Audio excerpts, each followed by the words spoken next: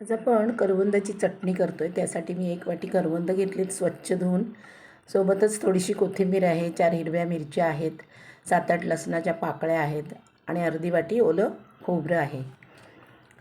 आता ही चटणी आपण या सिलवट्ट्यामध्ये चेचून करणार आहोत. आधी करवंद घालूया, थोडा वेळ चेचून घेऊया करवंद, त्यातच हिरवी मिरची घालून ती पण थोडी चेचूया आणि त्यानंतर त्याच्यामध्ये लसूण, ओलं खोबरं, कोथिंबीर घालूया. ती पण थोडी बारीक करून घेऊया. चवीनुसार मीठ घालूया आणि एकजीव करून घेऊया.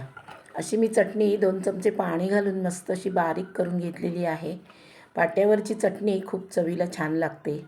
मिक्सरमध्ये पण होते, बघू शकता एकदम बारीक अशी चटणी तयार झालेली आहे.